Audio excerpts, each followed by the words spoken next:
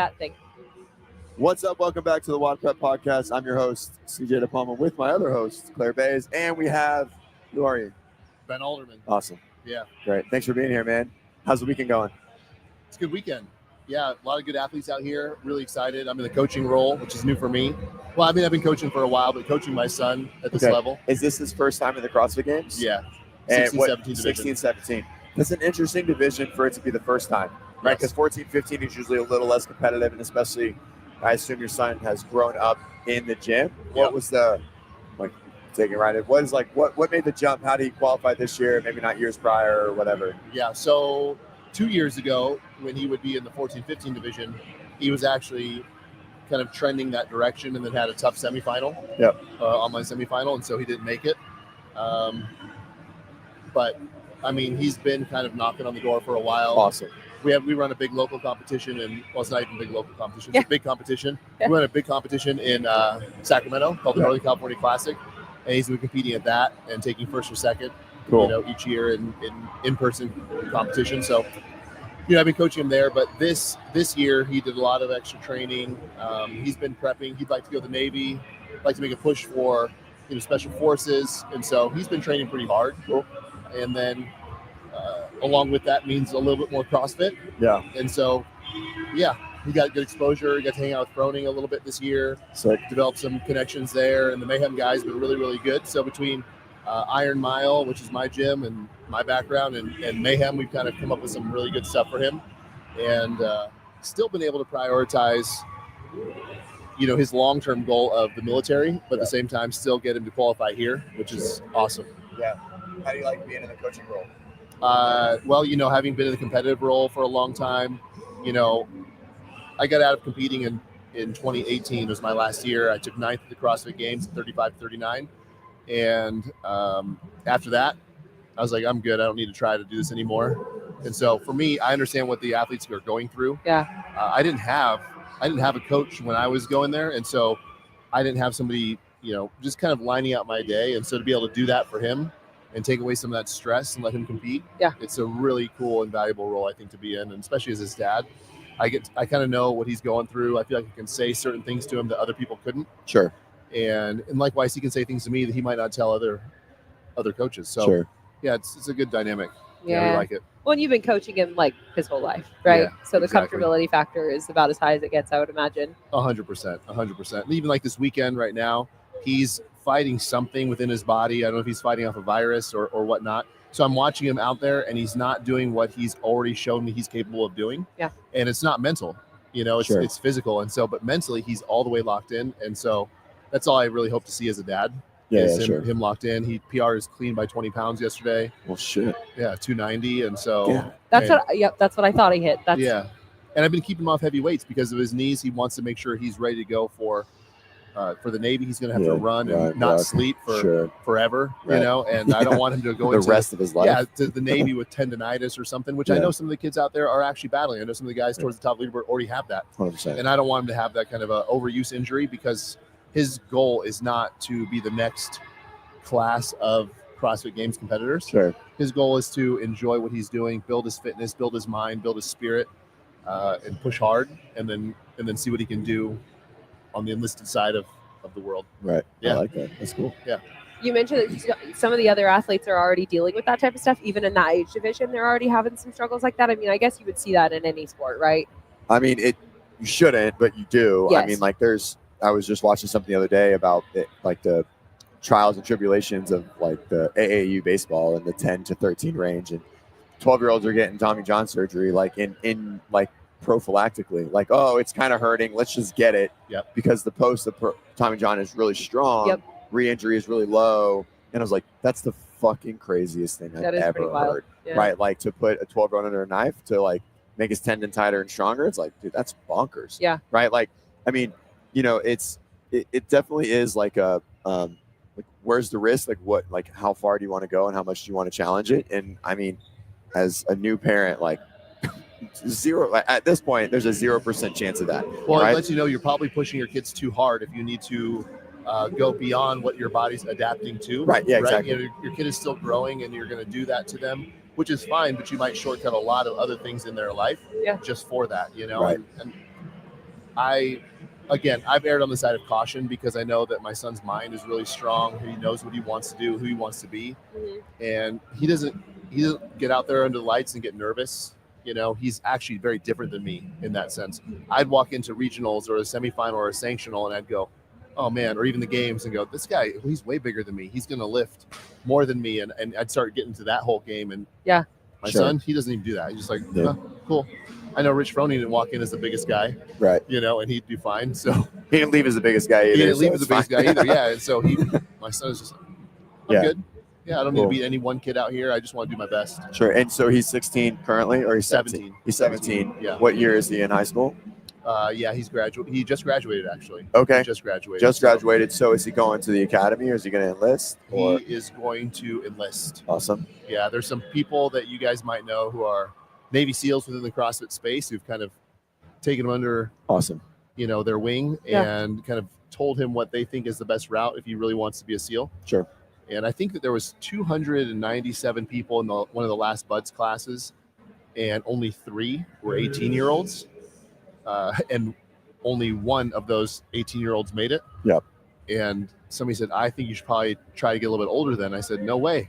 I said, 3 kids that were 18 and 1 makes it, 1 in 3. I said, I like those odds. You can definitely take those. Yeah. It wasn't 1 in 300. Right. It was 1 in 3. Yeah, but even so, 1 in 300, to be honest, I mean, like, at least from the physical standpoint, it sounds like his mentality is pretty on point. And so, I mean, I'd bet I'd gamble against anyone that walks on this floor to have success at BUDS as long as they were strong between the ears. Yep. Right. Like physically, this is the crew. Like everyone here 100% has it. Now, do they have it mentally? That's a different story. But if you feel he's confident there, then I'm betting on it. Yeah. Well, this is interesting too that you're saying he's battling some virus or he's got something going on, and so you're saying like every single event so far he's not performing like he can, and yet so far so it's almost like exposure therapy for him. Totally. And you're getting to see something that as a father that you need to see him be capable of when he gets there, if that's where he's trying to go. Yep. That he's displaying that right now. Like that's a pretty. How does that feel? If you could articulate how that feels. I was right on the fence because he was in lane 15 because he was in last or second to last in the heats coming up to that. So I was able to be right in his ear, and I'm like, "What's going on?" And he's like, "My body is just not." And I'm like, "This is what you have, right? So your job is to get through it regardless." And so he just keeps pushing, he keeps grinding, and he gives it what he has, and it's impressive for me to watch, honestly. Yeah. I could talk through it a little bit and get myself emotional, but I'm not going to do that since there's a camera rolling. But I'm very proud of him and the way he approaches workouts, the way he approaches life. Yep. Yep. Yeah. Cool. He's so you said complete human being for sure.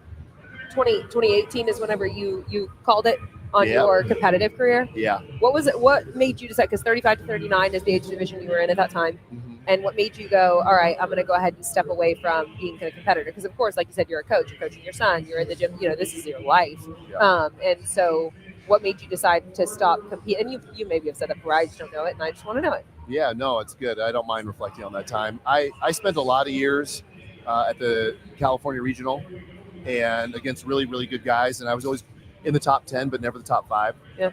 And so I was grinding all the time trying to make it. And I was pushing to the limit, riding the line every workout, and really trying to make up for whatever I was lacking, which is plenty as an athlete, but just trying to develop that dog in me so I could figure out how to get to the next level. But I got to compete against the likes of Kalipa and Neil Maddox and Brett Bukowski and Josh Bridges. And, it was hard. Yeah. Sure. Dan Bailey. There was really, really good athletes, legends in my division. Well, if you take it back then, you didn't have the camps like you have now. And also whereas you said there wasn't somebody coming along and doing all of these things for me. It was kind of me out there. And at the time, the narrative was very much so more is better, right? Yep. And so just the beat down was probably a lot different. Yeah. And then I made it in 2017, I was on the demo team. And that was a really cool experience for me. I got that text message from Dave, and it's like, hey, you want to be on the demo team? I'm not sure how many people declined in order for me to get that text message, but I got it. I'm just going to assume you were first string. I think I was the first one. Yeah, let's go with that. I agree. And then he was like, who else should I put on the team? No, I'm just kidding. So I got that text message, and that was really cool. And I've told Dave a few times that was a really neat experience for me as an athlete. Felt like, the relational equity I'd built from just showing up year after year Sure. had paid off. I felt like my fitness was in a place that it was valuable to the sport to be able to contribute to the 2017 games in that way. Yeah. And then in 2018, I was old enough and I qualified as a master's, and I went there and did what I did. And there were some really fit guys there too. Yeah, I actually for did sure. better in the swim than I did in the back squat muscle up workout, which is just bonkers to me. Yeah. Yeah. I was just like, that's not how it's supposed to be. And which told me there were some things wrong and I was like, you know what, I can't figure this out anymore. At 35, I was juggling business, 4 kids, Well, that's it. yeah, ministry opportunities, another business, starting NorCal Classic, or running our podcast. I can't remember what Blair and I were doing at that time. And Way too much, probably. yeah, way too much, no margin in life. And so still training at 8 o'clock at night, Right. it's, I didn't want to do it anymore. Yeah. And I have incredible kids that, I don't know, it's nice and easy for me to put my focus on them. Nice. Yeah. Oh, yeah. It makes me think of your fatherhood triangle that you were referencing earlier. Oh, yeah, man. And it was kind of a cool, the way that you articulated that. I bet you guys can relate on some of it, maybe not see entirely eye to eye, but Yeah, so I have this, I saw this, and there's this psychologist that specialized in men's health, and he explained that struggle with this triangle, right? Of being a good provider, financially, being a good role model from daily habits, life habits, how they see you, and then being a good father. And all 3 of those do fuck all for all 3 of the other ones, right? And they pull each other in different directions. You can be really good at 2, but then you're going to really suffer at 1. And I've talked about this a lot with my wife. And Ben, WODprep is based out of Denver, and to grow WODprep, I could have moved to Denver, and we probably could have really pushed the needle. And then I would have moved my wife and my kid from our family, who was close. I would be gone more. I could travel more, but again, it's always this balancing act, right? Obviously, you know it, but it helped me really realize that maybe put a little less stress on myself of feeling like I'm coming up short in different ways and things like that. So look at it all right, if I can stay in the middle and lean some ways, sometimes I think it's okay, but it's something that I've always since I became a father, it's I've leaned into that of how am I doing in all 3 of these all the time, self-evaluating. Yeah, it gives you something to return back to and check in, temperature check, where am I in the triangle, Right. or whatever. Yeah, when you have 4, what's nice is, if you have 1, how many kids do you have? 1. Do you have any kids? Not yet. Not yet. Okay, so when you have 1 kid, Tell me about it. oh man, well, what you have to do is you have to make sure your kid is a savant at something, right? They got to be amazing. When you have 4 kids, people just look at you and they go, "You kept them all out of jail. You're doing good." So Right. the more Okay, kids so you have, more- you actually bring the I'll standard call down. my wife and tell Yeah. her that. So hey, it's time we need to get busy Perfect. here and figure out how to have more kids. Tighten No, up. you know what? That triangle is really good, because what I think is actually more valuable for me is you can identify that triangle and these needs as a father, provider, and role model.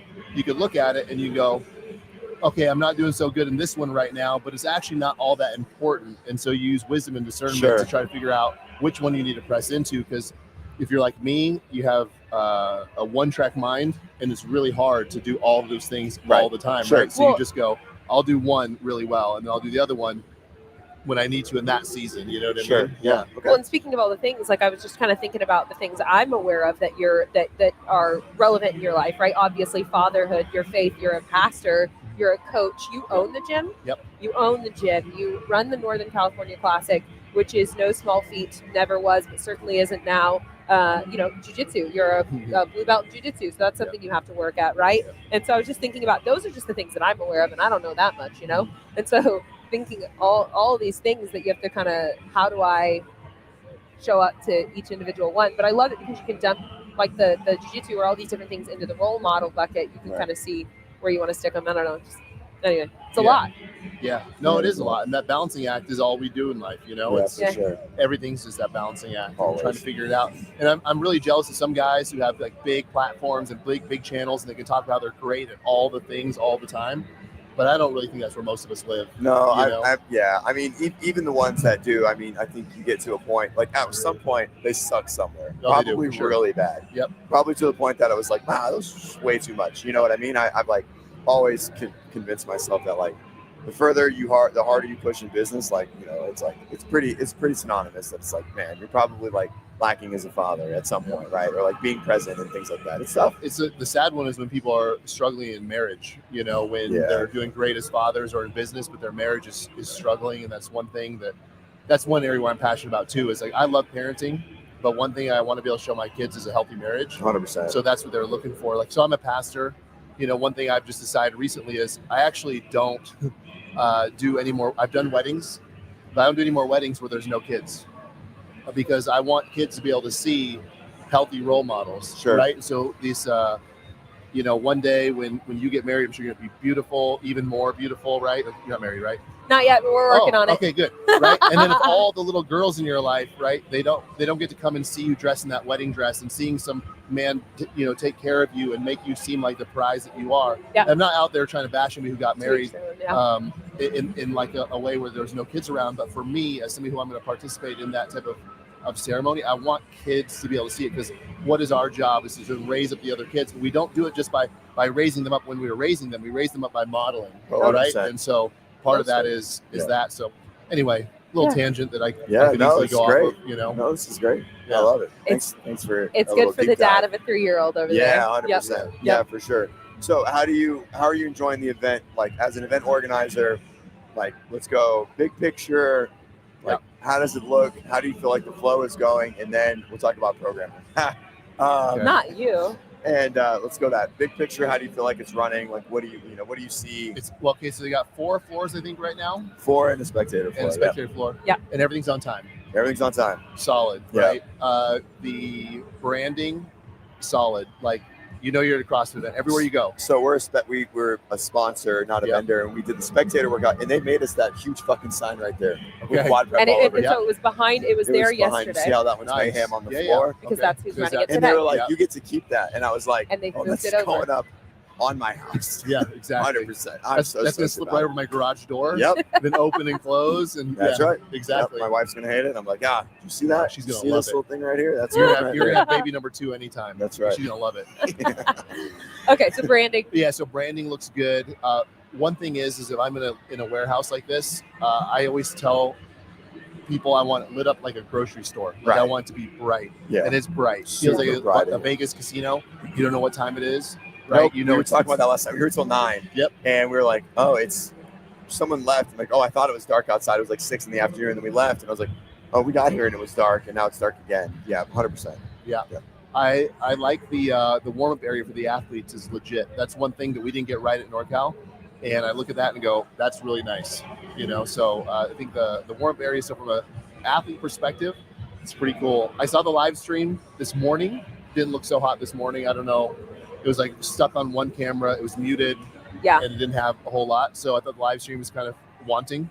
Yeah, the way that, have you heard them talk about what they're doing this year at all? I don't know. They're definitely trying something completely different, which means that there are some heats that are just getting very little love in that way. Okay. And then there are like I believe my understanding, and this is just, I could be wrong, but I think it's the final event of the day is what's getting the full shebang. Yeah. And so, but then that's not all heats, is my understanding. So as far as the commentary and all of that stuff and the close-up cameras, et cetera. Okay. So the earlier events in the day are not getting that, and they're kind of trying to shorten the time window to make it like a watchable duration of time versus this long thing. Yeah. But anyway, we'll see.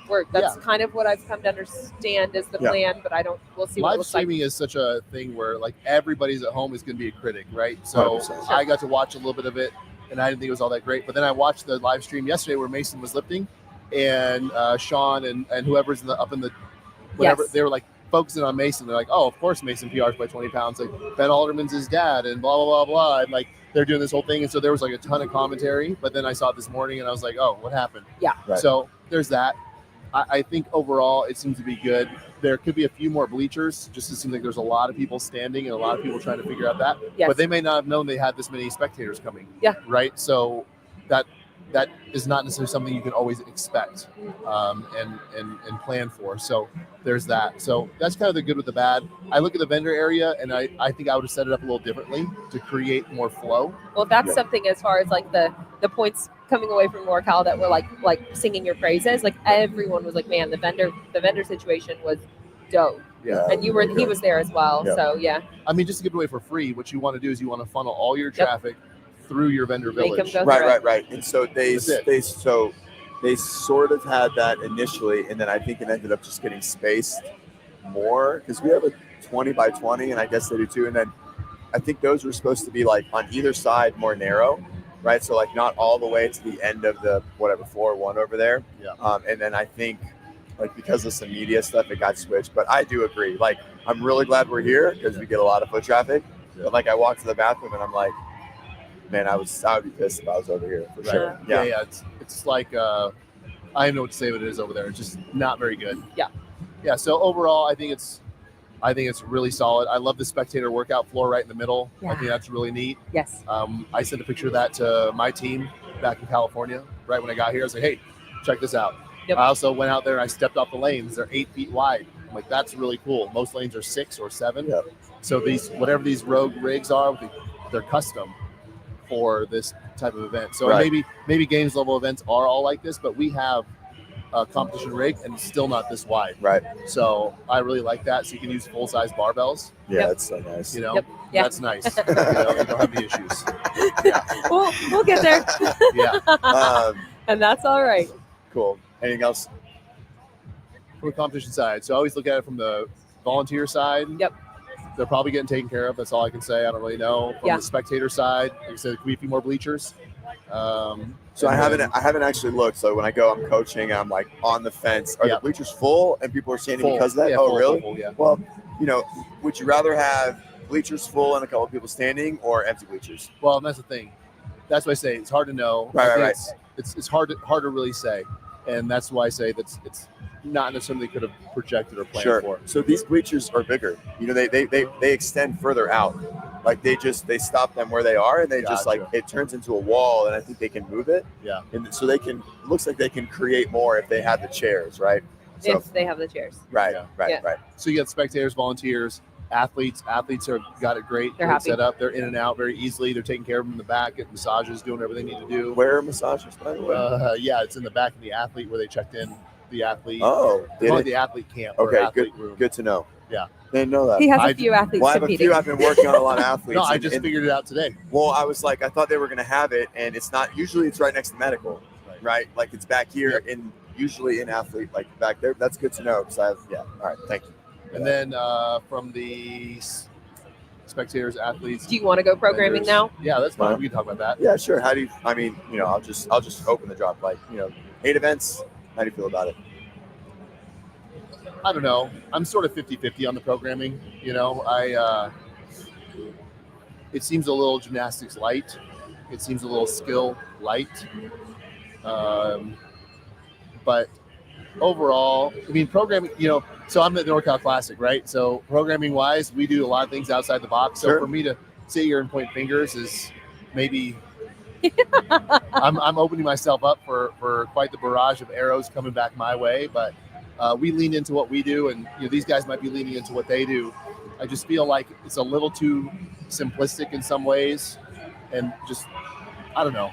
That's my general sense of it. If you want to talk about specific movements, I don't really like how the kettlebell hang clean went down. I feel like that's I think it's a total mess.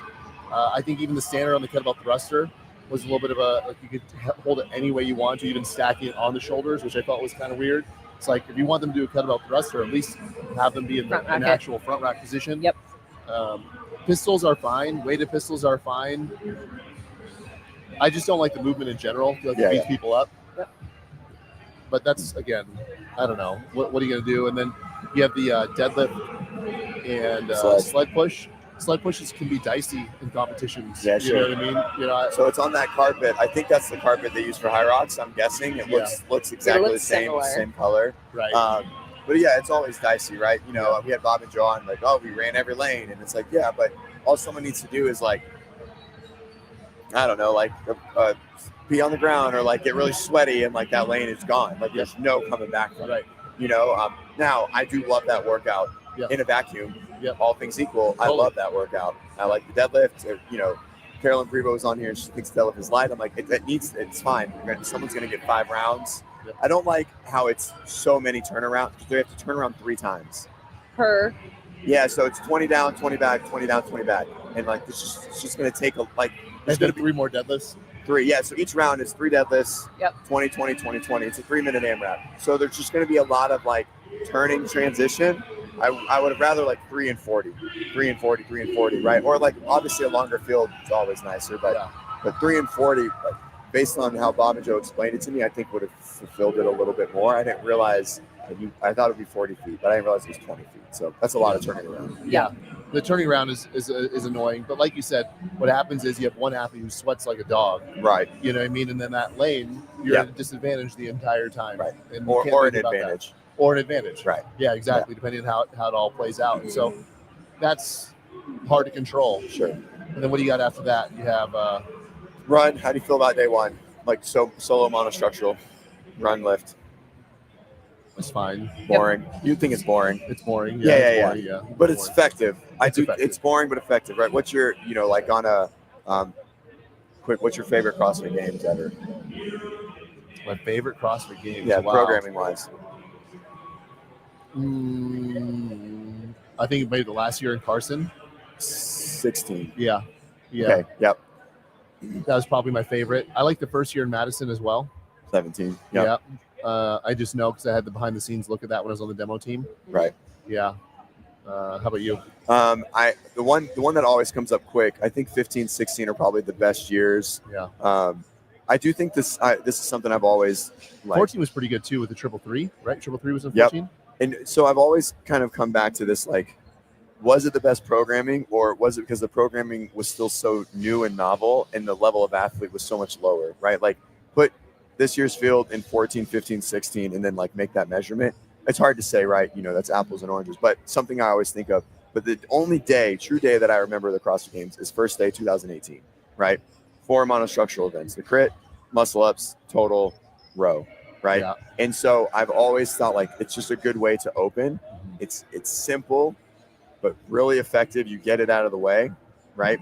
And so that's my view on it. It is simple. It is kind of boring, but for Legends, the longest event they've ever done by like 25 minutes. I mean, Right. like, I don't think they've ever truly had an over 20-minute workout as programmers in general. And so, I mean, it's definitely better than the max 12 minutes last year. Yeah. And they made them, they took them to the ranch, right? One year, and they did a run and then Right. the heavy deadlift. Right. And so it's very similar to. Oh, yeah, true. Yeah, Thursday, that's right. right? So- And the hill climb, right? Oh, Yeah. no. They just did the ranch and the ladder. ranch Yep. and the deadlift That's ladder, right. right? And so That was 17. that was 17. Yeah. Yeah. So that Did you was get to test that? no. No. Did he even tell you guys they were going? No. No, you were just like on site. Yeah. And then everyone got up at 2 a.m. and just fucking got on a plane. gone. Dude, that shit was Yeah. crazy. Yeah. That was it wild. 17? No, that was 17 last year in Carson. Okay. 10 year, And that 10 year was anniversary. the year that you were That done was with? 16. That was 16 then. Last year in Carson was 16 then. Oh, yeah. It was the Oh, yeah, first year, 16. So I yeah, demoed okay. in 17. Oh, okay, I was got first it. year in Madison. So, Yeah. which was cool. Yeah. That but is cool. yeah, so that event was very similar to setup how Thursday was for us, right? Yeah, true. So I guess in that way, there's some historical context there. Maybe. It's boring, Yeah. you know. But the ranch was cool, right? So cool. So So cool. have you ever been there? No, I haven't. Okay. You ever but- been there? No, but I heard they're going back to the West Coast this year. That's what I've heard too. Next year, I guess I should say. I mean, people say that, and Yeah. I don't have any. I mean, I know people, but I don't have any knowledge of that. But Sure. I just say that that's probably a good move. I think they want to go back to Carson or somewhere nearby. Yeah. Personally, I think they should come to Sacramento. Yeah. Sacramento is awesome. So we've got all the venues. We are in Northern California, which is the birthplace of CrossFit. The NorCal Classic, which is the best in-person qualifying event that there is. Get them. That's You right. know? Let them know. Get them. Comparative in some categories is Vibes. We're just here for the vibes. Motor Trend Truck of the Year. You know what I Right. mean? Like Yeah, yeah. Motor Trend Competition of the Year. You know, I just think it's actually a really good place, and the community is very strong still, especially in Northern California. I don't know what it's fully like in Southern California as far as like strength of community as far as CrossFit goes, but I'll tell you what, people in NorCal bleed CrossFit. Yeah. I Yeah. mean, I think I've always, I've been since 2015, every game since then. I've just been working. I was like a vendor with Compex and Power Dot, and then I was a PT, and then I was a coach. Never been an athlete, but I coached and I did the thing. And so I've got to experience it all. And like in person, Carson was great, like on site. Yeah. Everything else fucking sucked about it. Everything else, like when you go to the Sitco across the street, like they have no idea like what's even on the board. Like that stinks. And also it's like Carson's just a shitty city. Like it's just like, any football field, right? Besides like ones in college towns like this, or like in the middle of big cities, like they're usually just in really bad neighborhoods, right? You know, and so I like the small town vibe. You know, I mean, I love NorCal. I thought it was great. And I just think it's, I don't know. I mean, but the Step Up Center or whatever, wherever the LA Galaxy play or whatever it's called now, is fantastic. I mean, the venue is great. It just got rebuilt. Yeah. You know, Albany mayor dropped the ball on it yesterday or whatever he said. And Yeah, you saw that, right? No, I didn't. What's Oh, that? that's what we're referencing. Is just that there apparently in some sort of an interview or whatever press conference, the mayor of Albany, I think so. I think that's who it was. Said something about appreciating that the games was there, whatever, this year. However, that the games was headed back to the West Coast, and I think he said bigger venue or something like that. So that got leaked, and who knows what that means. But anyway. Well, okay, maybe they've already figured out where they're going to go next year, which would make sense to figure that out sooner rather than later. Sure. Most of these places, and we've been booking big venues for a while for the NorCal Classic, so we need to know by about this time what we want to do for the next calendar year. Right. So they should be able to lock it in here pretty soon. Yep. I think. Yeah, I don't want to say too much. I don't really know anything. It would all be speculation. Sure. And how people think sometimes I know things that I don't really know. Sure. Yeah. So we'll finish on programming, and then that'll roll into like what is y'all's plans next year? So final thoughts on programming for the weekend.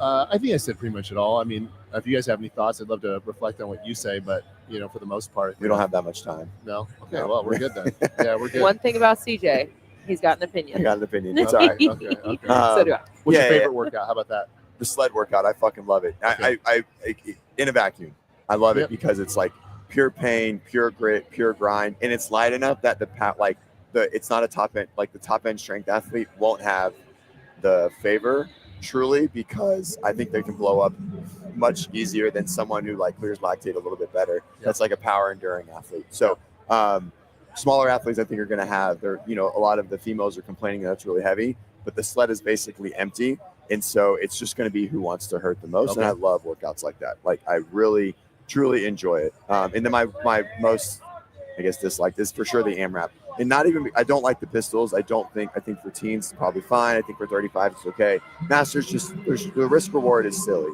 right? Like CrossFit is about like expressing power and speed when like through broad range. So you take a movement like an air squat or even a goblet squat, you make it harder and you slow them down. And so like from the foundational methodology standpoint, it's against the L1, like in nature right now. I know it promotes range of motion or whatever, but it's like I compare it to like the ring handstand push-up or like the Turkish get-up, right? Like they're movements that you could do in training, but they're just not racing movements. Right. I just don't think they're racing movements. I would agree with almost all those points. It is my least favorite workout too, but there is a balance component, right? As one of the 10 characteristics of fitness. Sure, Yep. yeah, of course. Balance is never tested, and it's a good way to test balance when you add that little bit in there. So it's its only saving grace. That being said, I actually think the team should be doing it as far as pistols go. So that's just me.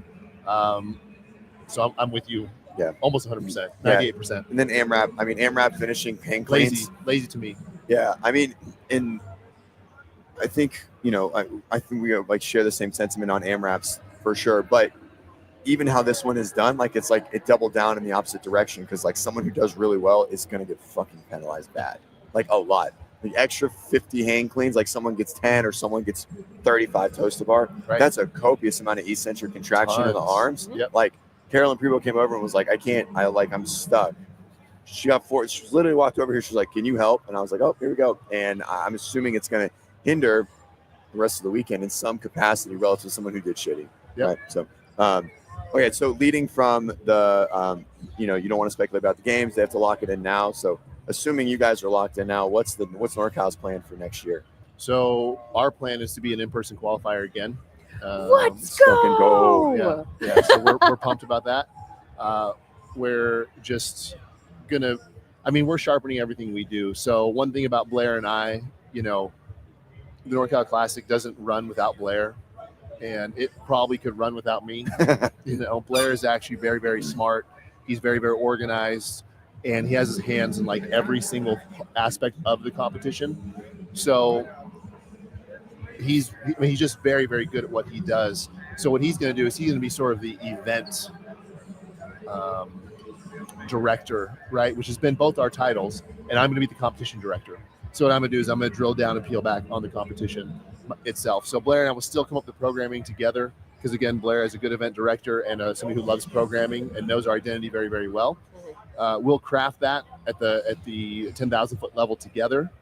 May even get some input from our various friends around the country. Last year, Rich weighed in on a few things, and other people weighed in on a few things, and we definitely don't shift any of the blame or let them take any of the credit. Sure. But they definitely gave us some really good things to think about, those teams.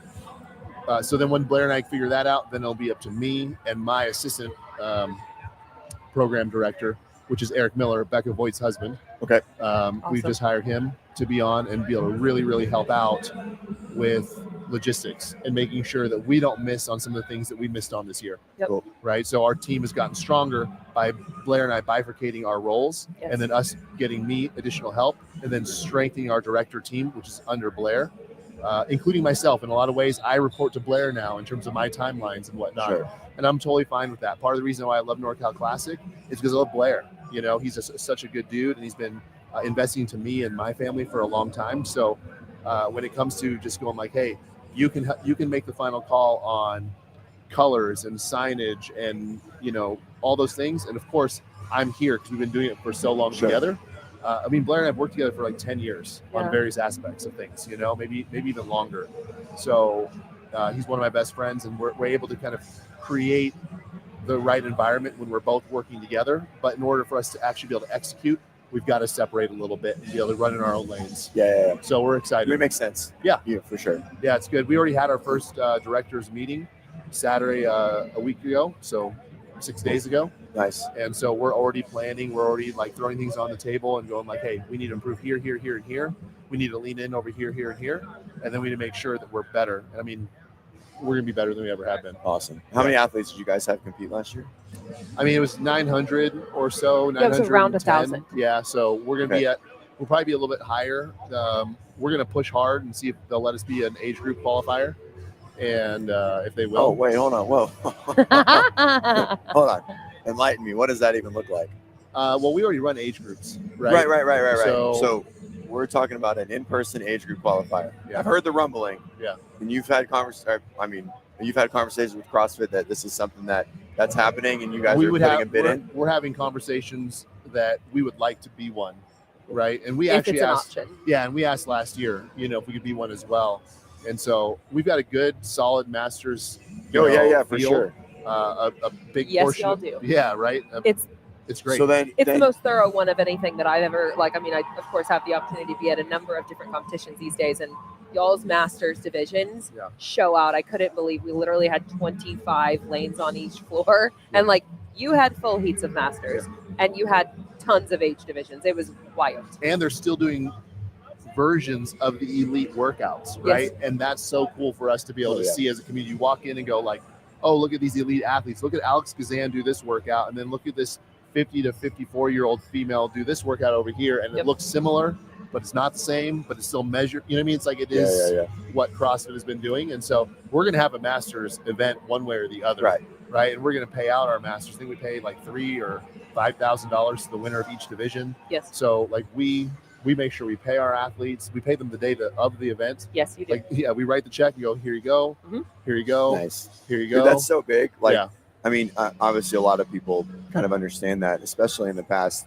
I mean, really since COVID, right? I think before COVID is maybe less of a problem, or at least less publicly known. But after that, I mean, it's just been a fucking spiral. So many competitions just outspend everything, and they can't pay shit. And it's just, we run, substantially smaller one, Coda Iron Games with Coda and Kevin Shoots. You say substantially smaller. It's a good size. It's 12. It's decent size. Yeah, and that's one thing that we're really proud of. We're like, all right, how can we spend all the money to give a great experience, and how can we make sure we don't spend too much to make sure we pay our athletes well? And so it's definitely, I get it. That's a cool thing. There's probably a lot as much as, you just have me thinking that, of course, after this last year, there was so much controversy around different things, so many learning opportunities, as there is everywhere, right, in their own ways.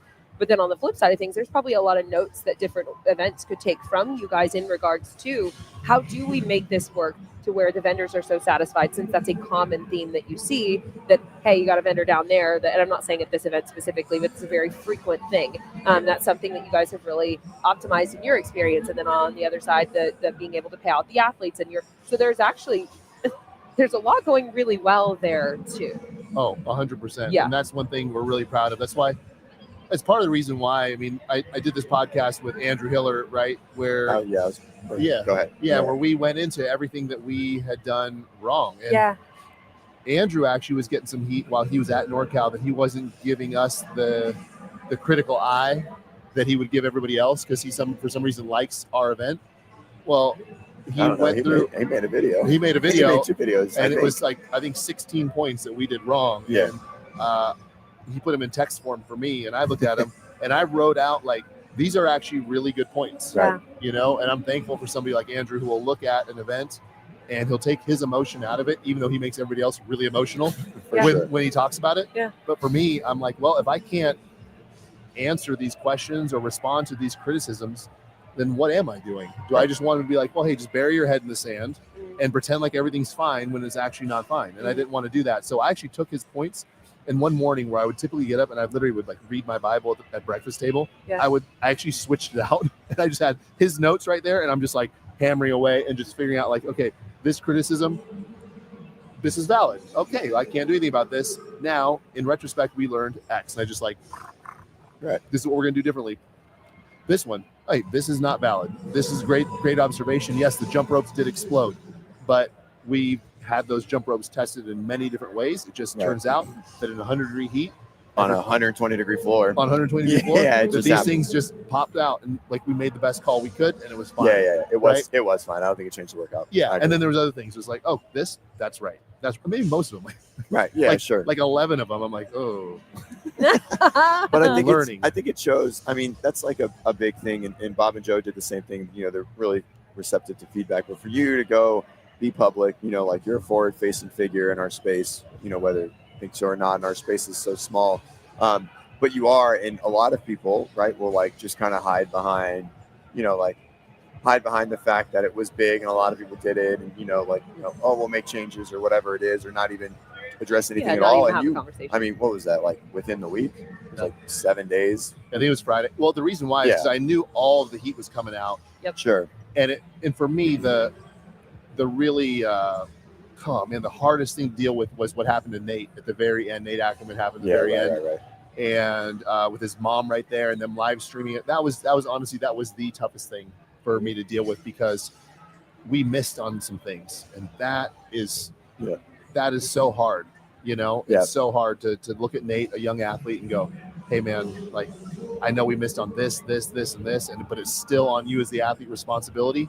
That is like the weakest thing to stand on. You know what I mean? Yeah. Do I believe that? Yes, I believe that. When all things are said and done, it was on Nate to know these things, this one thing, but he shouldn't have had to sort through all the garbage that he did. Right. And that really sucked. You know, your statement saying that's the weakest thing, I actually truly believe that this is the weakest statement, and it's the one that I fucking hate the most. Like, you haven't said that though. Right. No. And which is great. Like, and I was even going to say that before this comment came up, and like, your justification there is that that's probably not the case. Right. And so, which is great, because I can't stand that because the reality is I don't actually know that to be the case, right? Like, do I think that Nate would have stood that up after I saw how heavy that clean was?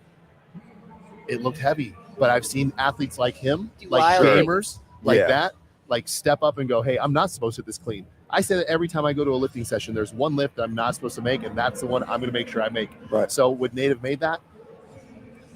Maybe. He maybe would have, right? Yeah. He might have actually proved to be fitter than Jorge. Right. You know, and it's like, and some people go, I know you saw that clean. It was kind of messy. He wouldn't have stood. I'm like, dude, I'm not going to say that to Nate. I'm going to say, Nate, I'm really sorry we didn't get this, and this right. But you needed to load the bar the right way. Right, sure. You know what I mean? And I still actually hate saying that. Yep. Because at the end of the day, it doesn't feel well, there was a lot of variables leading up to that too, right? Like what was on the board, what was on the I mean 100%, right? You know, so I think that there's all those things happen within a competition like NorCal, and it's easy to say it's easy to rip it apart, right? And I say that to people all the time. It's way easier to tear something down than it is to build something up. Right. But that being said, I felt like Andrew's and a few others critiques they weren't coming from a place of simply trying to tear down. Right. It was an exposure, and it was like, hey guys, this is what's really happening. This is what you did. This is what was wrong. And I'm going to tell the community about it. And I'm going to go. And for me, I couldn't even watch anybody's videos. I couldn't even watch Andrew's videos. I got the text message from him of what he was doing, and I had to respond to it.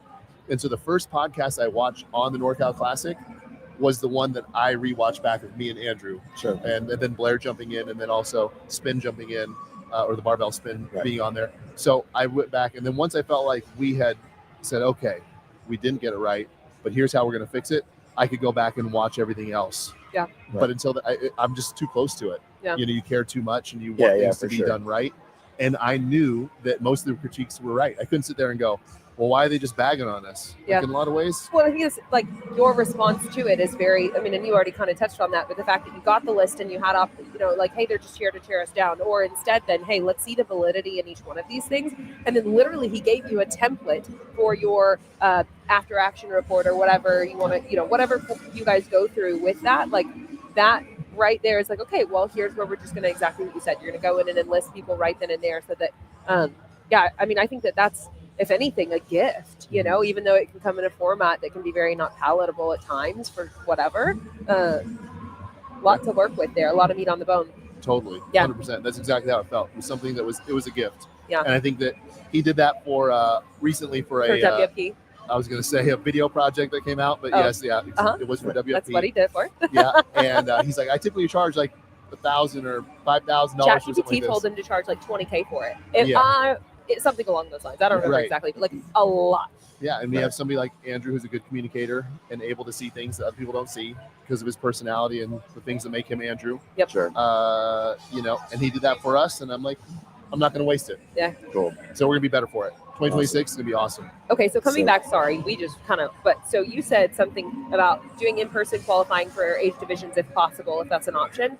And then was that more athletes will potentially be competing at the NorCal Classic in 2026 than were in 2025? Yeah, so we had some divisions that weren't all the way full, and I think that because there's that for every division, basically, that we'll get more people. I just think that there'll be more people wanting to do the qualifier. I think there'll be more people wanting to do the in-person events. I think there's a lot of people who get tired of doing online qualifying. Sure.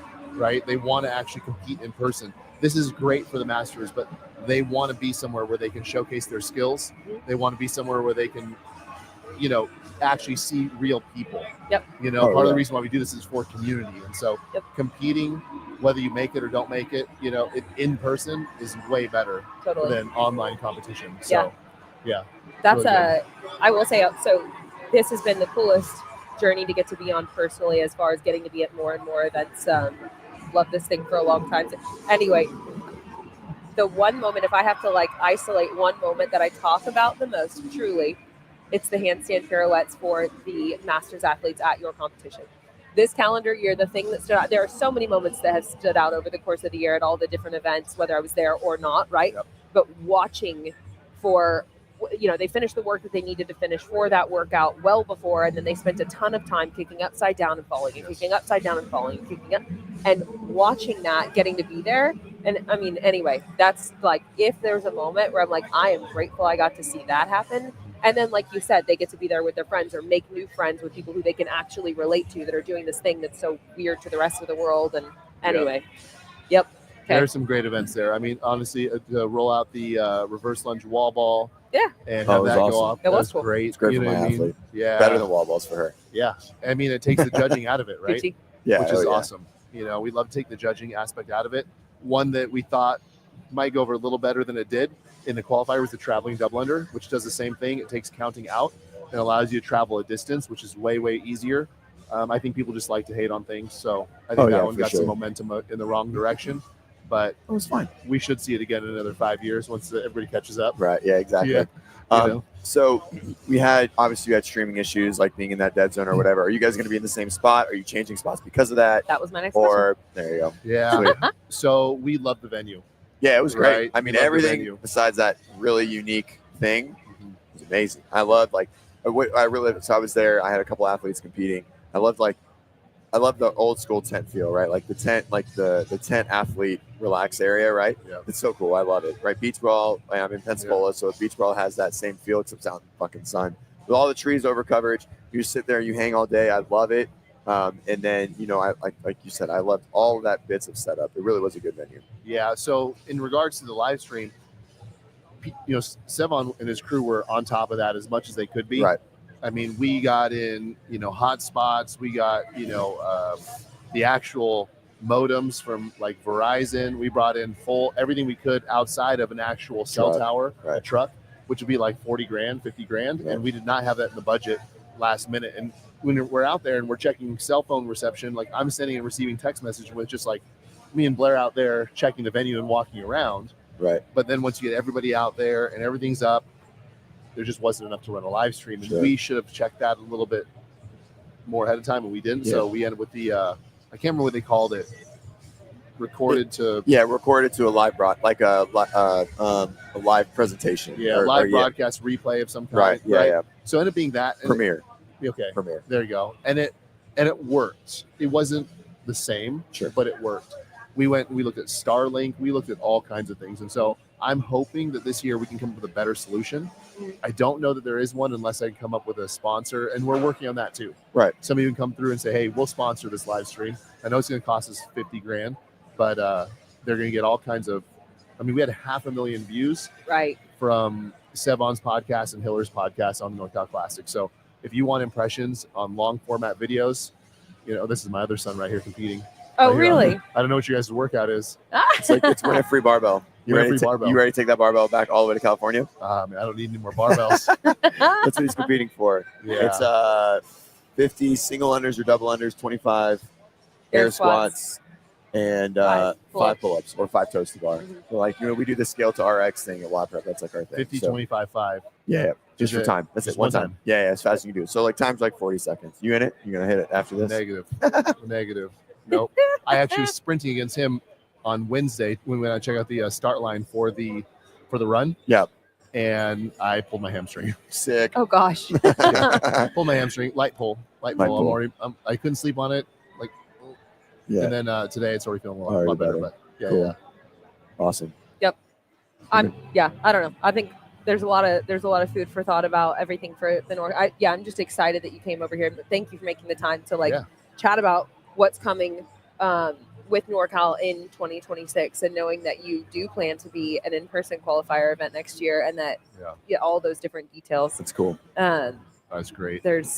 I'm so excited, honestly. Yeah, I am too. I love the format. I was at NorCal, and obviously, a lot of things went awry. But as a coach and the athlete that was there, I still felt like she was tested well. I felt like the tests were good. I think all the audibles that had to be made, I do think a lot of them maybe could have been prevented, but there was a lot of things that were just like shit. Just this just kind of fell off. But as her experience and my experience, it was great. I had a good time.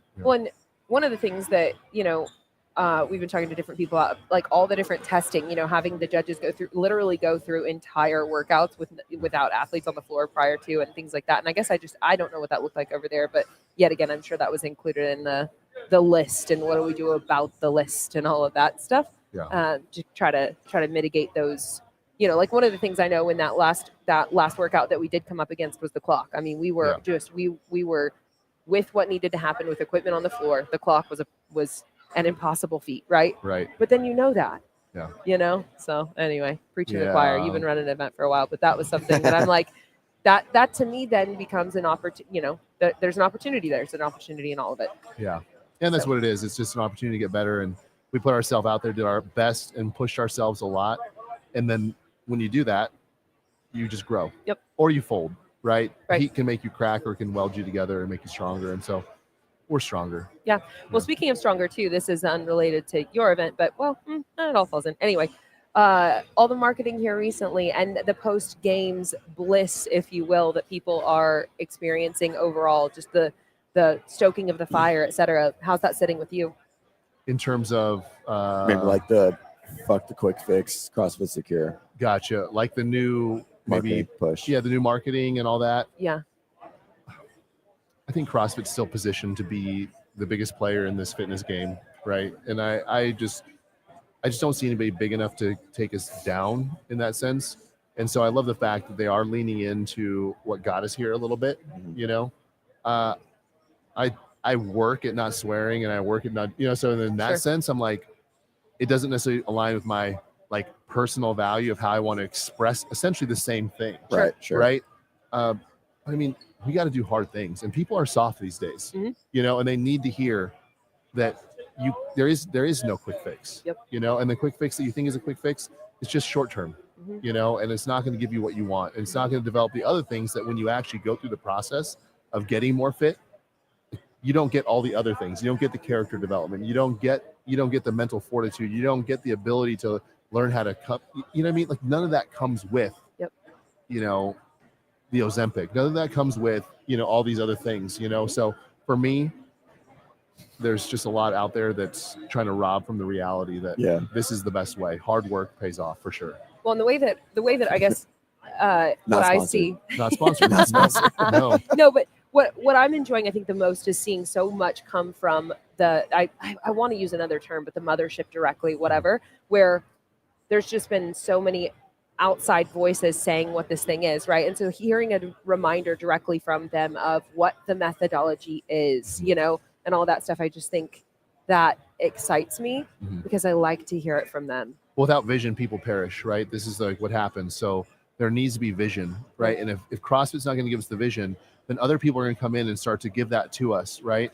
And it's going to look different. It's going to look different, and then people aren't going to like it. But the thing is what is in place of it? So they need to make sure they're out there, early, clarifying, often, right, and on repeat, and just like, hey, this is who we are. This is what we do. This is why we do it. If you like it, come with us. If you don't like it, go find something else. Like Sick. That's totally fine. Yep.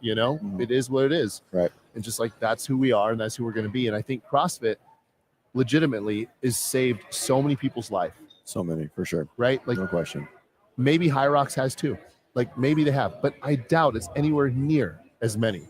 Right? I don't think so. I don't think that has happened. I don't think DECA or WFP at this point. I don't think any of those things, right, have saved lives to that level. And I'm thankful for all those other things. I think that they should be there. I think it's totally fine. You want to start something, go start something. But as far as the methodology goes, there's nothing more comprehensive as CrossFit, and there's nothing that's more impactful than CrossFit. And that's why I do it. Right. Yep. Yeah. I love it. Yeah, I think to kind of just give my little 2 cents on it, we've tried, especially when Don came in, the 30 million mindset, right, of pleasing everyone, you end up pleasing no one, right? And even from NorCal, like it's very, like maybe not intentionally, but it's clear that like you guys have a goal and you're going to hold strong to those, like, I don't know, are they morals or what, your belief in program design and the competition. But it's very much the same thing. Like, here's where it's going to be. It's going to piss some people off, but so many people are going to really love it. And that's still, it's okay. It's so okay to like stoke the fire and like put a line in the sand. And CrossFit tried to move away from that for a really long time. Even people that I talk to regularly, that are very pro CrossFit, like this doesn't sit well with them. And I'm like, but it does, and that's okay. But you're not that person. You're not going to go anywhere, right? And that's not a great way to look at it, but that is exactly how it's going to happen. And it's okay to be a little more harsh and a little more direct. Like you said, people got soft, and it's right now clarity is kindness, right? We've heard that cliche, but it's so good to just tell people what we do and what we're about. Like, you're not going to come in here and not sweat. You're not coming here and not get sore. You're not going to come in here and not push yourself. You're not going to come in here and go like, oh, I can do all this stuff. You're going to come in here and be stretched and pushed and pulled until you're like formed to this really, really sturdy human being, resilient human being. Right. Yes, exactly. Durable. That's one of my favorite things to be, is durable, right? That's what we want to be. Right. 100%. Resilient and durable. Plus, if you're a slow learner like me, you better be resilient. I'll tell you that much. Right. You got to be. I don't know. I try to think about what all has this thing actually done. Like it's hard to really think about the impact that it's had in your life as a whole. Like what all, as a result of you choosing to do this thing, what has that shifted in every other area of your life? And that's everything. Everything. Because every CrossFit workout is a microcosm of your life, right? Like within a CrossFit workout, you have a point where you feel really, really good. You have a point where you feel really, really down. You have to do something that you're good at, something that you suck at. You know what I mean? That's like our daily life. Yep. Like some part of your day is amazing. Some part of it sucks. Some part of it you have to do something you don't like to do. Some parts you really enjoy that, right? Some days are just thrusters, and it's like, this is what we do. And so we train through that on a micro. Yep. every time we go through the gym. And then you get into life and you go, oh, this is a little bit of a dog. That's all right. I can get through it. 100%, man. You know? I can't even begin to explain how much I resonate with that, right? As like, I like the way you said just that. like, you know, even like bouts of anxiety or bouts of depression or something, I've always told myself, you know, I've had a really good life, but you know, those things pop up and I'm like, it's fleeting. It's going to go away. Like 100%. they might suck for 24 hours or 48 hours, or this weekend might be a real shit one, but we're going to move forward and I'm going to feel fine in a little bit. Right. And I think people have lost that mindset of like, it's okay to, you know, not feel 100% great all the time. Like it's just part of being human and having a mind and a heart and I mean, even like hormones and just like there's biology behind it too, right? Like, you know, even if we're trying to get outside of just like how we feel about life, right? Like there's real causes of that, and they'll always balance out, especially if we exercise and eat healthy and do all the things too. But it's okay. It's okay to like not have a great day every day. You don't need to go find the quick fix for it, right? I think that really like rolls into all of it, you know, across the board. Mm-hmm. Yep. Yeah. 100%. Sure. Yeah, I could talk about that kind of stuff for a long time, you know, especially start mixing in all the other things that we go through in life. You know, I remember one time I was at and I've told this story before on my podcast, but I remember I was at I was with Jason Khalipa. We were at HGST special event. We had all the millionaires in there, and they were all the, you know, the corporate big dogs. And I was talking to one of them, and he was talking about like why I like this so much and why I like CrossFit that much. And I said, let me give you an example, Mike. I said, do you think there's more millionaires in the world or more people who can snatch 300 pounds in the world? And he thought for about 2 seconds and he goes, there's definitely more millionaires in the world, right? That's what, and I'm like, I would agree, right? But if I can teach somebody how to get to a 300-pound snatch or even their version of a 300-pound snatch, like whatever that is, I just say that number because we all know that like a 300-pound snatch is really, really hard to get to, right? In order to get there, you don't accidentally get to a 300-pound snatch, right? You spend time, energy, and effort. You find and you drill down on your weaknesses. You find the areas that you're struggling. You find bits and pieces that allow you to work through all the things to finish your pull or to get under the bar faster, create the shoulder stability or the mobility, right? And if I can teach somebody how to become a 300-pound snatcher, then they probably can figure out how to become a millionaire if they really put their mind to it. Sure. Right? So you can solve a lot of life's problems with fitness, not because fitness is the solution, but because fitness teaches you how to walk through those solutions as you move towards those answers, right? So, I mean, obviously on the spiritual side, I have all these other ideas of things, but in terms of just your practicality, like fitness teaches young kids, like I'm still watching my son who's trying to beat his own score again. Right. Yeah, it's gone 3 times in 5 minutes. Yeah, right. But like he's resilient, right? Right. Yep. And it's there's just so many life lessons to be learned and pushed through for young kids, for older people, for people right in the middle, for us testing our elite athletes. I mean, what can be better? There goes Carolyn right there. Yep. She's a friend of the NorCal Classic. Yeah, definitely qualified through NorCal Classic for sure. She did. Yep. What if we convince her to swing on? She's busy. I text her real quick. What so what's the rest? Is your son done for today? No, he has one more. He's got one more. He's got the GHD burpee. Yep. See by Carrie. Yep. Yeah. Yep. Fast. Super fast. Super fast. I just told him, I said, since I know you're fighting something, I said, rather than us strategizing this, which is kind of hard for me to say, I said, I just want you to, if you feel good, push. If you don't feel good, relax. Yeah. Yeah. It's so hard for me to predict where his body's at right now because he couldn't even, there are certain things he couldn't hold that he would normally hold, like you like paces or like sets. Yeah, no problem. And I'm like, oh, he held that for 2 sets instead of 5. Right. You know, the bars are really slick. Both my athletes are pretty good at toes to bar, and they both got eaten up on those toes to bar. Like you know, chocolate scripts, no chocolate scripts, bars are slick, coated, et cetera, et cetera. But yeah. And then what's he looking for? And we'll finish on this one. There we go. That's where I was headed. What's he, man? We got. I know. I'm sorry. What's he looking forward to for the rest of the weekend? Like, what are his, like, you know, what was his most favorite coming in, and what's his most favorite to go? Well, you know, he's gonna have to work hard to climb 15 spots to get to that top 15 to be able to do that last workout. Okay. But he likes the last workout and the second to last workout. So the snatch and the overhead squat workout, he likes both those. You know, that's him actually right there in the green. You can see him in the hat. If you see him here, that's him. Yeah. So. Cool. He's a savage. He's ready to go. Good. But he's in, like I said, he's in good spirits. He might not get to do his favorite workout. Those last place finishes or second last place finishes in every competition, of course, they kill you. But as far as this point system goes, right? I think he gets 1 or 2 points. There he is. Yeah, if he wants, Wave them over. Yeah. Come yeah. on. Hey, you. They want to talk to you. They don't like talking to me anymore. You want to hop in? You want to hop in You for a want to hop minute? in for a minute? Well, Come on over. swing around. There you go. Hey, thank you so much. Yeah, Of thank you, course, Ben. guys. That was great. Of course. Yep. Do we have your Do you- consent for him to be on camera? Yeah, you have my consent. Cool. It's official. Cool. Good stuff. And I guess here, there's. Oh well, wow, this is no, really there's not cool. another chair. Could hear you guys. Right there? It's like Yeah, we're all on it's neat. comms. Yeah. Pull that down just a little bit more. There we go. Pull that really close to your mouth. Cool. Yep. Good. Perfect. All right. Sick. Hey, I'm CJ. Mason. Mason, nice to meet Nice you. to meet Mason, you. I've seen you compete before. I know you. Yeah. This is Claire. Cool, man. Well, this is the WODprep podcast. Just for you. I don't know if you know who WODprep Yeah. is, but thanks for coming on, man. No How problem. you feeling? Pretty good. Cool. Legs are a little shot. Yeah. Yeah. Hard run. Did you? Yeah. That took it out of me for like everything a little bit. Sure. Yeah. Did you PR? The lift. The 7. Well, I know you PR'd the Oh, lift. yeah, Everyone knows that. talk I was about the going to lift. tee that up. How'd the run go for you? The run was okay. Yeah. That was my worst finish so far. Okay. I would say not notoriously in the past great at running, but I trained it most, I'd say, out of everything. Okay. Coming up to this, I'd say my main focus was mostly running on Yeah. top of obviously CrossFit stuff, Sure. like outside of just pure CrossFit. So a lot of Yeah. running work. Yeah. But I mean, it wasn't a bad run for me. It just didn't. I mean, I'm with Stack the 30 best of my division, sure. so that's part of the reason I'd say that, why I stacked up there. Okay. Yeah, but I was still happy with the run. Yeah. Obviously, not happy with the placement, but that's okay. Yeah. Yeah. For sure. Cool. Awesome. Tell us about the lift. We heard we have the ringing around, so you hit a huge PR. Tell us about it. Honestly, just did my best and just stuck with my dad's strategy. Biggest thing. And I'd say for me going into that, if I was to choose how I did it on my own and how I built up to it, I would probably have chosen a little bit too heavy of weights out the gate. When it's with 4 lifts, it's scary that you don't have enough time to build.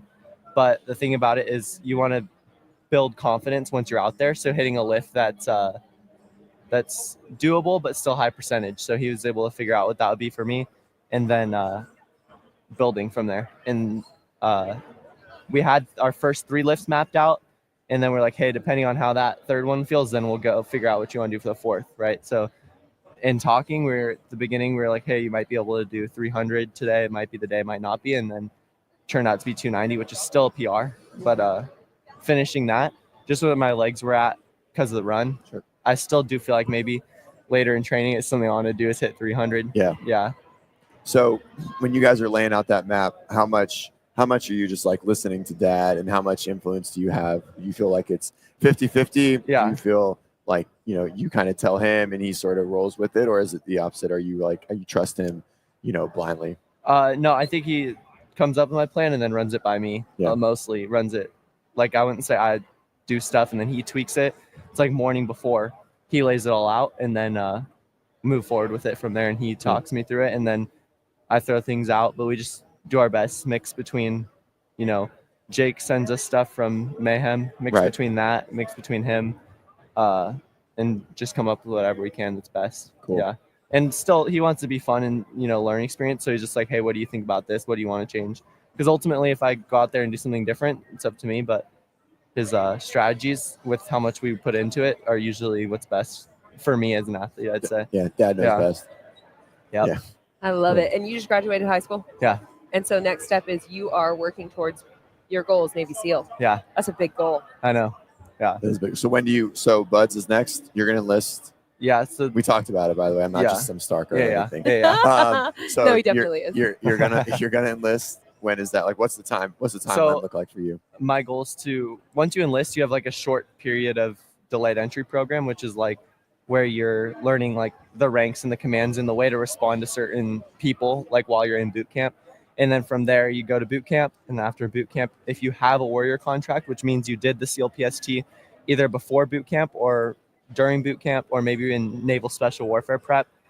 And what that means is you already got a BUDS contract, right? To go to BUDS, which is, I guess, the longest part of the pipeline to go to SEALs. Yep.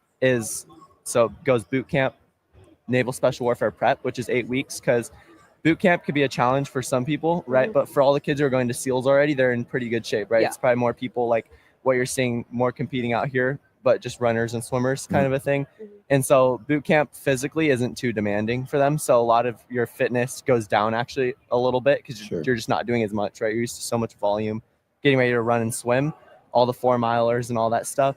And so your volume goes down a little bit. So the 8 weeks of Naval Special Warfare is to get you more ready for actually going to BUDS, because it's boot camp, Naval Special Warfare prep, and then into BUDS. So it's a BUDS prep school basically. And Got it. after BUDS, that's when your extended training happens.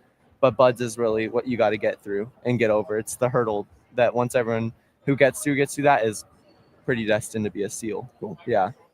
Sweet. How long has this been an aspiration of yours? God, we are we're on it. I was just about to ask that question. Since I'd say I was like 13, I Oh, read a shit. book about it. And so it's That's You things read I've a been book about into. it? Read a Yeah, I book. read a book about it. Who wrote the book? Jocko Willink, he's really popular. Yeah. A lot of these people drink his protein around here. Yeah, we're Yeah, familiar. for sure. Yeah. Yep. The malt. Are you a malt guy?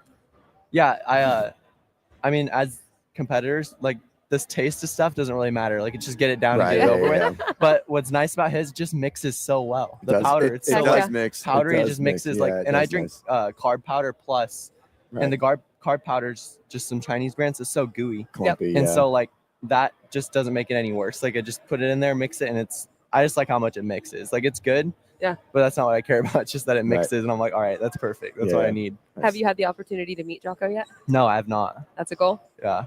No? I'd like to meet him. It'd Yeah. be cool. Yeah.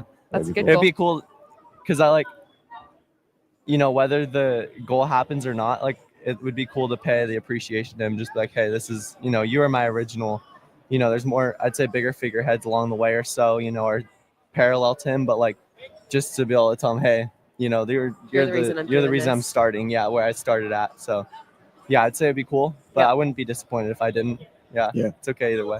So, well, good looking buds for sure. Yeah. That's awesome. That's an amazing feat, an amazing aspiration. And so, after buds, like, what does your CrossFit look like? Are you gonna try? Are you still gonna, train hard? Like, do you have even like moderate competitive aspirations, or is everything on the table, or everything, like tabled? Yeah. For that time period. Well, I'd say once you're a SEAL, I'd still do believe that cross training, like CrossFit, is the best way to stay in shape and be ready for, anything. And so I think that CrossFit is still probably, in my off time and the, using that gym, probably CrossFit's, what I know. It's where I came from. It's still my roots. So definitely still hammer CrossFit. Cool. Yeah. And I love to move the bar. So Cool, man. definitely not going to stop that. Cool. Yeah. All right. Ask the question. All right. You may have heard this one on all of the CrossFit channel recently has been asking a lot of people this one. It's pretty simple. Why do you do CrossFit? I do CrossFit, honestly, because I love to compete. I like competing. Yeah. Yep. Which is like, I'm actually having a fun time displaying here, like being more towards the back right now.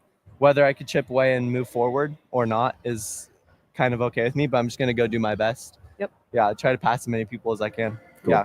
I love it. That is a Yeah. great I like mindset. competing. Yeah. Yeah. Cool, man. Congratulations on making it here. It's no Thank small you. feat. Yeah. For sure. Thanks, man. Yeah. Yeah. Thanks for your time. Good luck in event 4. Yep. Yeah. I think Right? so. GHG's. Yes. Yep. Yeah, GHG's yeah. event 4. Yeah. Yeah. Head down. Send it. Yeah. Thank you. Yeah. Cool, man. Thanks, buddy. Yeah. Thank Cool, you, Mason. Yeah. Cool. All right. You want me to finish? We'll just close it out. We'll close it out. Let him off. We'll close it out. Okay. Cool. Cool, man. Thanks, man. Thank you.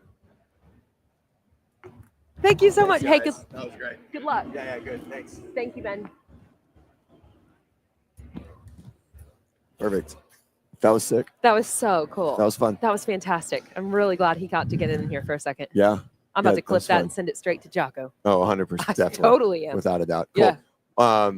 Then ready? I think I got to start warming up somebody. Yeah, I was gonna say I think we're good. Cool. All right. That'll wrap for this one. All right, guys. Thank you so much. Yeah. We'll see you guys maybe this afternoon or tonight. If not, we'll see you in the morning. Adios. Have a great one. Watch Pit YouTube later.